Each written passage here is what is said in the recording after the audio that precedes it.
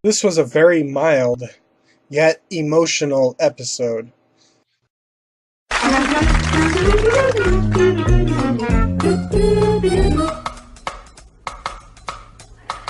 Pokemon! Pokemon! Pokemon!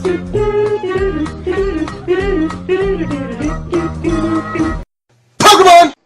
Hello everyone, I'm Dustin Benzel, and welcome to another Pokemon XY&Z anime discussion. Today we're going to discuss the Bonnie and Puni Chan episode review, and let's get right into this particular stuff. Okay, so the episode begins with everyone looking for Puni Chan, Puni Chan, and with no luck. So, of course, they have to take a break and eat dinner. Bonnie doesn't really want to eat, and everyone's talking about that. Then Bonnie decides she wants to get out of there and try and find Puni Chan, but of course, Clement stops her. And of course, they put Bonnie to sleep, and Ash and company are discussing Puni Chan, and they'll look for it in the morning. Of course, during this time, Team Flare are spying on Ash and company, and of course, um, then of course we see Celosia, who apparently skipped out on dinner because she's eating a snack, basically. So, must be hard spying on kids these days. So, of course, then the next day, Clement sends out his Puni Chan machine. Remember a couple of videos ago, I think maybe, or even potentially the Terminus review episode, I think, that I didn't get to upload, but I mentioned there's a Puni Chan robot machine, and I said something along the lines of, I'm not sure if it was Team Rocket or Clement. Well, mystery solved. It was Clement who made it after all. So it's going off looking for Puni Chan, and it runs into Team Rocket, of course, and that's when it like reaches for them and starts slapping them. Team Rocket don't understand why, but it's because there's a Zygarde cell trying to run away. I do think it is a little weird that Zygarde cell can actually bounce and move and stuff. I don't know if Puni Chan was controlling said Zygarde cell at the time or whatever, or it's just some sort of instinct of at least the cells know that if they're in danger to move out of the way, although I'm not really sure. So anyway, then Jessie decides to kick it because why not? It's not like she hasn't kicked something before and it exploded on her. But this didn't happen. Instead, it sends it off, and I'm not really sure. There was some sort of talking at this moment. I think they got the attention of like Ash and company or something like that. So I think Team Rocket kind of ran away so they don't run into Ash and company. So then the robot goes back to Ash and company basically and just blows up. Clement's upset or whatever. But at this particular moment, this alerts a whole bunch of Toxicroak. So then, of course, Bunnelby is sent out to use Mud Shot or whatever to block the attacks. And then, of course, that's when they run away from Toxicroak, and that's when they fall over the edge. Clement tries to use his Apom arm and grabs Ash, who grabs Serena, who tries to grab Bonnie, but that doesn't work. So Bonnie's falling, and then Bunnelby jumps down, tries to grab Bonnie in the really cool moment of Bonnie or Bunnelby showing off its strength as it tries to slide down the mountain and lands, of course. So everything is I did mention here that I was wondering why Talonflame and Greninja weren't used instead, because they definitely would have been able to handle Bonnie just fine, but I'm guessing it's because Bunnelby was already out. So, of course, um, so then, of course, Team Flare locks on Blue Zygarde Core, and they, of course, it talks with Puni Chan. And some translations have said that Blue Zygarde Core has said that humans are bad, don't trust them, or whatever. And something like Puni Chan says that not all humans are bad. And then it cuts to Puni Chan looking at Bonnie as she enters a Pokemon Center. At least that's what I think was said. Again, I have to trust other translations and stuff of that nature. So then, of course, Nurse Joy's like, well, Bunnelby is really injured. I can't quite heal it right now. because I guess it may have broken its leg trying to save Bonnie or something like that, so it needs a special flower for medicinal purposes. And then, of course, then it cuts to Team Flare, Celosia, and Bryony trying to find Puni Chan, but with no look. No look. With no luck. And then, of course, then it goes back to the Pokemon Center where Clamont's like wondering where Bonnie is. Where's Bonnie? Bonnie, where's Bonnie? Of course, then Clamont realizes, due to Serena's town map kind of thing, that Bonnie went after the flower. So then, of course, Bonnie is seen climbing a mountain, and then she runs into this area, but then runs back out because she ran into some Scolipede. And then, of course, they try to use Poison Sting, and Zygarde 10% form saves her. No, just kidding. That's not what happened. Instead, it was Braixen and Pikachu's attacks that ended up saving Bonnie. Everyone's protecting Bonnie. Scolipede realizes they don't need to deal with this, so they turn around, and Clement scolds Bonnie, only to realize that Bonnie really blames herself for what happened to Bunnelby because Bonnie was all Puni Chan, Puni Chan, Puni Chan, and was so gung ho about it that she didn't care what happened. And Bonnie was like slowly realizing, I don't know if it was at this moment or later, but she was slowly realizing that it can't be all about Puni Chan. They can't just focus so much on Puni Chan that someone might get hurt in the process because they're not doing things properly or something of that nature. But of course, Clamont's like, no, no, no, it's not your fault.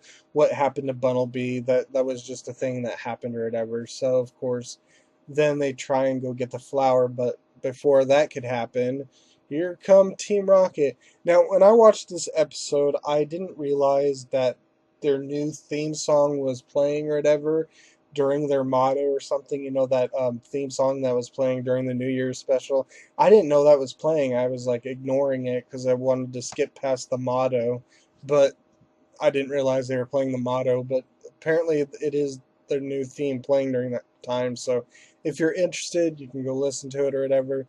So as I was just waiting for the motto to end or whatever, and then after the motto, then of course Ash has Clement and Bonnie to go on ahead. That Serena and him will take care of Team Rocket. So then, of course, because Pikachu is being is in this golden arm type thing or hand or whatever. Then of course Ash sends out Greninja, and then we get this really cool, nice attacks of Greninja and Braixen getting Pikachu, and then of course all three attacking the machine or attacking Team Rocket to blast them off. So, of course, while this is happening, Clement and Bonnie have reached the location of the flower, which is like a tree kind of thing inside of a cave area or whatever. It's kind of like it has this big open hole or whatever. There's a tree growing, but it's mostly kind of inside of a cave or something like that. At least I think that's what it was. It's been like a couple hours since I've seen this episode, so I may have misremembered or something, but it was kind of like in a cave or whatever. So, of course, they're trying to reach the flower, and of course, they're not doing so well. And then finally, Puni Chan, um, who was seen caring about Bonnie when Bonnie was about to fall or whatever, reluctantly decided to help Dedenne get the flower. So then, of course, Bunnelby ends up okay, and then Dedenne goes to the bag, which was moving, and then, of course, there was Puni Chan. So, of course, Bonnie and Puni Chan reunite. Everyone's happy. They don't have to worry about anything. They could just move on without worrying about Puni Chan. End of episode, basically. So, yeah, there wasn't really a lot going on in this particular episode, but it was pretty emotional. You know, we had the Bonnie being very emotional, and it was very serious. There was like very few comic relief moments. You know, the only thing I think of is maybe Celosia eating the bag of chips, and Team Rocket potentially had a semi comic relief when Jesse kicked the robot and it made some sort of noise or something that brought the group's attention or whatever. So anyway, I think that's pretty much it. It was an okay episode. Last episode was definitely better, but hey, at least Bonnie now has Puny Chan. We can work on focusing on the other episodes coming up. So we don't have to worry about whether or not Puny Chan is going to return to the group or not. So anyway, let's move on to some stray thoughts for the episode before I discuss the Noibat episode coming up. So, anyway, the question here I have is, what is up with Blue Zygarde Core's voice?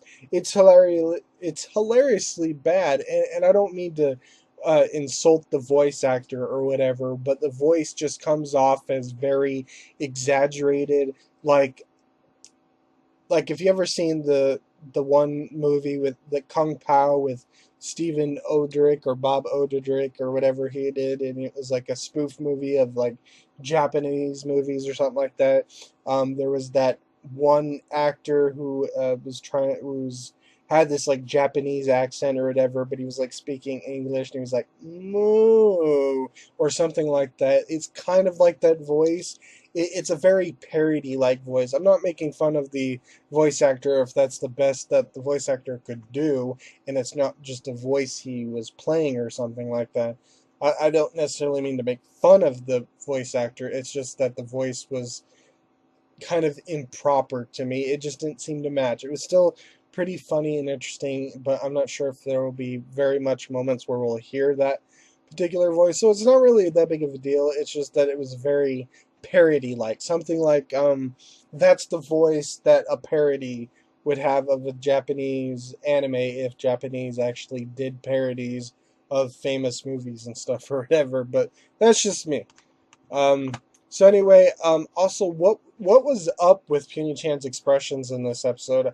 It does seem like Puny Chan does care about Bonnie and is very regal about it. Has like this royal regal attitude about it or whatever. But it seemed like it was, and it did have that happy expression at the end. But throughout the entire episode, it had like this angry, annoyed face on it throughout the whole entire time.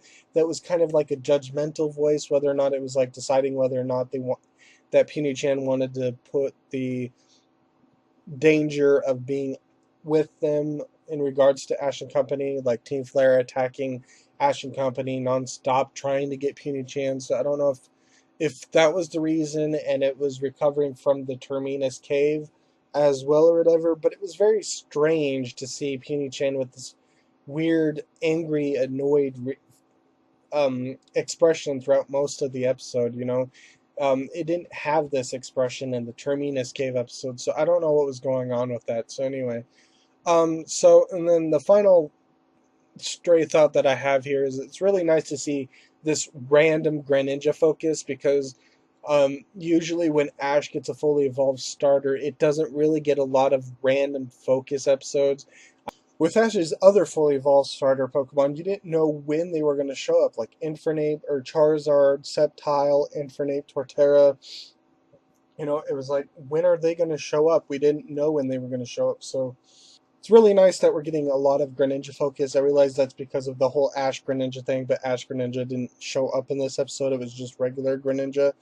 So it's really nice that we're getting this focus and that Ash is actually using a strong Pokemon more consistently throughout the episodes because other series it was just mostly about Pikachu or something of that nature. So yeah, really nice. Of course, we still need to see more of Talonflame, Noibat, and Hawlucha more in these particular types of formats or whatever. So anyway, I think that's all I have to say about this particular episode. So let's quickly jump into the preview. So I have like 4 notes here. And I'm not sure what pictures I'll show you or whatever. Maybe some of what's relating here, but Floette is orange color, is the orange flower, so it's not AZ's Floette or Eternal Form Floette, so it's not, it's just a normal Floette that has an orange coloring on it. And it's interesting that Noibat is getting a lot of focus. It was really nice to see Noibat in a lot of the preview. Of course, we also saw that Hawlucha is showing up in this particular episode, so that's So that's really nice, as well as VA List confirmed that Talonflame is also going to show up, so that's really nice. I don't know if it's going to be a major or minor appearance, but either way, it'll be great. So apparently, this Breloom is in love with Floette, so that's why it gets annoyed a lot with Noibat. We saw that it crashed into Noibat. Noibat or Breloom got angry. Um, Noibat got poisoned, of course. Then Floette used like some sort of attack. A lot of people are saying it's aromatherapy, and that would make sense since I believe that heals all status conditions, including poison type attacks. Not sure if Floette can learn it or not, but if it can, that would explain it. And of course, Breloom is a little upset about this, and it's because that Noibat is getting all this focus in regards to Floette, and basically Breloom is jealous of the attention that Noibat is getting, so or whatever. So, and it seems throughout the preview that this Floette doesn't really like Breloom all that much, kind of like a horrible. I don't like you. I don't know why you're in love with me. Get away from me, you creep, kind of situation. And of course, Floette has taken a liking to Ash's Noibat. Of course, there is one picture that I will show you that's really cool, and it's Noibat carrying Floette somewhere or whatever, so that's really nice. The episode seems okay. It's really nice Noibat focus. It doesn't look like it's all that important, and it makes me wonder why this type of episode didn't happen earlier. Um, Personally, I'm thinking this is going to be primarily filler for the most part. I mean, and by filler, I mean sure Noibat is getting a lot of focus, but nothing mind-boggling is happening. This is kind of like Scraggy and Cottony in the Best Wishes. That was a very nice focused episode revolving around Scraggy, but nothing important really happened as a result of Scraggy. It was just some nice Scraggy focus. It didn't learn a new move. It didn't evolve. I think it may have battled Axew, but it really didn't do a whole lot in that episode. It was primarily about Cottony, and Scraggy was just there for the fun of it, I guess. So I think it's kind of like that, and I'm wondering why this episode didn't happen before. I mean, at the very least, I'm expecting we're at least probably going to get a new move, probably using a new move, and it's battling against Breloom or something, so it's not just Supersonic and Tackle or whatever, so there's still that. But I'm kind of hoping that next Thursday, when I wake up and I quickly go to Cerebi, I really want to see a character bio change with Ash, of course. The only one that I would expect to have a character bio change in this particular episode. So, and of course, it could be for anything, but I honestly don't expect that to happen. It would be really nice to wake up and see that something happened on Ash's team, whether it be an evolution or a capture. Um, but I'm expecting to just wake up and see that the pictures have been done and nothing of important has happened. Of course, there's the Pokenechi preview this particular Sunday to look forward to. If there's anything remotely interesting in the second preview, I will of course make a Twitter note. I'm not going to make a video since that'll probably be around the time Pokemon Fan should be coming out. So that's pretty much it for this particular episode review and preview of the next episode. Tomorrow or the next day, whenever I get a chance, I will of course be making a video on the Koro leaks that were revealed and stuff. I'm still trying to wait for that Pokken trainer revealed. Apparently, the ones that were revealed in Koro are not that special Pokken tournament trainer. And at the very least, even if it was wrong and it used the wrong character, Japanese character, word character, whatever, to say what the Pokemon was hinted at the very least, I want to see the potential trailer of the Pokken trainers that were revealed and stuff of that nature. So, um, tomorrow or Saturday or some other day or whatever, I'm gonna record the Koro magazine video, and it's probably going to be short. It'll probably be between 5 to 15 minutes, depending on the circumstances. So I think that's pretty much it. I don't think there's anything else I need to say right now in regards to. I don't think there's anything else I need to say in regards to these particular episodes. So yeah, I think that's pretty much. So thank you for watching. I'm Dustin Benzel, and I will see you in my next video. Goodbye.